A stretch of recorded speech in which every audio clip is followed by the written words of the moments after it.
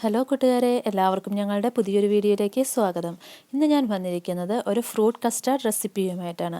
അപ്പോൾ ആദ്യമായിട്ടാണ് ഞങ്ങളുടെ ചാനൽ കാണുന്നതെങ്കിൽ സബ്സ്ക്രൈബ് ചെയ്യുക, വീഡിയോ ഇഷ്ടമായ ലൈക്ക് ചെയ്യുക, ഷെയർ ചെയ്യുക, കൂടാതെ നിങ്ങളുടെ ഫീഡ്ബാക്കും ഞങ്ങളെ അറിയിക്കുക. അപ്പോൾ നമുക്ക് ഇതെങ്ങനെയാണ് തയ്യാറാക്കുന്നതെന്ന് നോക്കാം. അതിനായിട്ട് ഞാനിവിടെ 1/2 ലിറ്റർ പാലെടുത്തിട്ടുണ്ട്. പിന്നെ മധുരത്തിന് ആവശ്യമായിട്ടുള്ള പഞ്ചസാര ഞാനിവിടെ 4 ടേബിൾ സ്പൂൺ പഞ്ചസാരയാണ് എടുത്തിരിക്കുന്നത്. ഇനി 3 ടേബിൾ സ്പൂൺ കസ്റ്റാർഡ് പൗഡർ. ഞാൻ ഇതുപോലത്തെ കസ്റ്റാർഡ് പൗഡറിൻ്റെ ഒരു പാക്കറ്റാണ് വാങ്ങിച്ചിരിക്കുന്നത് കേട്ടോ.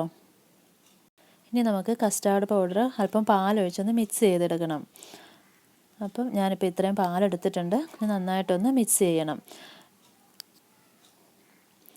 ഇനി പാലിച്ചിരി കൂടിപ്പോയാലും കുഴപ്പമൊന്നുമില്ല കേട്ടോ. നമ്മുടെ ഇതെന്ന് പറയുന്നത് നന്നായിട്ടൊന്ന് മിക്സ് ചെയ്തെടുക്കുക എന്നുള്ളത് മാത്രമേ ഉള്ളൂ. അപ്പം നന്നായിട്ട് തന്നെ മിക്സ് ചെയ്തെടുത്തിട്ടുണ്ട് ഇവിടെ, കണ്ടോ, ഇതുപോലെ. ഇനി ഇതൊന്ന് മാറ്റി വയ്ക്കാം നമുക്ക്. അതിനുശേഷം നമ്മുടെ പാലൊന്ന് തിളപ്പിച്ചെടുക്കണം. ഇനി ഇതിലേക്ക് 4 ടേബിൾ സ്പൂൺ പഞ്ചസാര ഇട്ട് കൊടുക്കാം. ഞാനിപ്പോൾ ഫുൾ ഫ്ലെയിമിലാണ് വെച്ചിരിക്കുന്നത്. പാലൊന്ന് തിളച്ച് വരട്ടെ. നന്നായിട്ടൊന്ന് മിക്സ് ചെയ്ത് കൊടുക്കണം. ഇനി കണ്ടോ, പാല് തിളച്ച് വന്നിട്ടുണ്ട്. ഞാനിത് ലോ ഫ്ലെയിം ആക്കിയിട്ടുണ്ട്.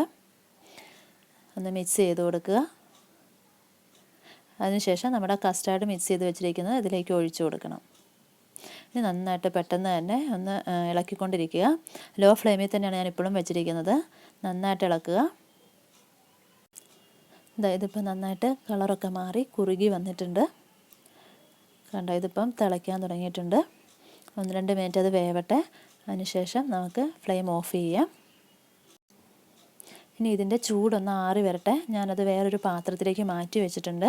നന്നായിട്ട് ചൂട് ആറിയതിന് ശേഷം ഒരു 2-3 മണിക്കൂർ ഫ്രിഡ്ജിൽ വെച്ച് തണുപ്പിച്ചെടുക്കണം. ഇത് ഞാൻ 3 മണിക്കൂർ ഫ്രിഡ്ജിൽ വെച്ച് തണുപ്പിച്ചതിന് ശേഷമുള്ളതാണ്. ഇനി നമുക്ക് ഇതിലേക്ക് ഫ്രൂട്ട്സ് ആഡ് ചെയ്ത് കൊടുക്കണം. അതിന് വേണ്ടിയിട്ട് ഞാനിവിടെ ഒരു പഴം എടുത്തിട്ടുണ്ട്, പിന്നെ സപ്പോട്ട എടുത്തിട്ടുണ്ട്, ആപ്പിൾ എടുത്തിട്ടുണ്ട്, അനാറ്, മുന്തിരി 2 കളറുള്ളതും എടുത്തിട്ടുണ്ട്, പിന്നെ കുറച്ച് ഡ്രൈ ഫ്രൂട്ട്സ് എടുത്തിട്ടുണ്ട്. ഇനി ഇതെല്ലാം കൂടെ നമുക്ക് അതിൽ ഒന്ന് മിക്സ് ചെയ്തെടുക്കണം. അതിന് വേണ്ടിയിട്ട് ഞാനൊരു ബൗൾ എടുത്തിട്ടുണ്ട്. അതിലേക്ക് എല്ലാം ഇട്ട് കൊടുക്കുകയാണ്. എല്ലാ ഫ്രൂട്ട്സും കൂടെ ഇട്ട് കൊടുക്കുക. ഇനിയും നിങ്ങൾക്ക് ഫ്രൂട്ട്സ് വേണമെന്നുണ്ടെങ്കിൽ ആഡ് ചെയ്ത് കൊടുക്കാം കേട്ടോ. നമുക്ക് ഇഷ്ടമുള്ള ഫ്രൂട്ട്സ് എല്ലാം ആഡ് ചെയ്ത് കൊടുക്കാം. അങ്ങനെ കുഴപ്പമൊന്നുമില്ല. ഞാനിപ്പോൾ എല്ലാം ഇട്ട് കൊടുത്തിട്ടുണ്ട്. ഇനി ഇതിലേക്ക് നമ്മുടെ കസ്റ്റാർഡ് ഒഴിച്ചു കൊടുക്കണം. ഇത് ഫ്രീസറിൽ വെക്കേണ്ട ആവശ്യമൊന്നുമില്ല കേട്ടോ. ഞാനിത് നോർമലിയാണ് വെച്ചത്. ഇപ്പം നമ്മൾ ഫ്രൂട്ട്സിലേക്ക് ഇത് ആഡ് ചെയ്ത് കൊടുക്കുമ്പോൾ ഓട്ടോമാറ്റിക്കായിട്ട് ഇതിൻ്റെ തണുപ്പ് നന്നായിട്ട് കുറയും. അപ്പോൾ അധികം തണുപ്പ് ആവശ്യമില്ലാത്തവർക്ക് ഇങ്ങനെ കഴിക്കാം. അതല്ല, ഇനിയും തണുപ്പ് കുറച്ചുകൂടെ വേണമെന്നുള്ളവർക്ക് വീണ്ടും ഒന്നുകൂടെ തണുപ്പിച്ചെടുക്കണം. പിന്നെ ഇതിപ്പോൾ ഞാനൊന്ന് മിക്സ് ചെയ്ത് കൊടുക്കുകയാണ്. കണ്ടോ, നല്ല സൂപ്പറായിട്ടുള്ള നമ്മുടെ കസ്റ്റാർഡ് റെഡി ആയിട്ടുണ്ട്. പിള്ളേർക്കൊക്കെ വളരെ ഇഷ്ടപ്പെടുന്ന ഒരു ഡിഷാണിത്. ഇനി നമുക്ക് ഇതൊരു സെർവിങ് ബൗളിലേക്ക് മാറ്റാം. ഇനി ഒരു ഡെക്കറേഷന് വേണ്ടിയിട്ട് ഞാൻ ഇതിലേക്ക് കുറച്ച് ടൂട്ടി ഫ്രൂട്ടിയൊക്കെ ഇട്ടിട്ടുണ്ട്. അപ്പോൾ ഇതെല്ലാവരും ട്രൈ ചെയ്ത് നോക്കണം.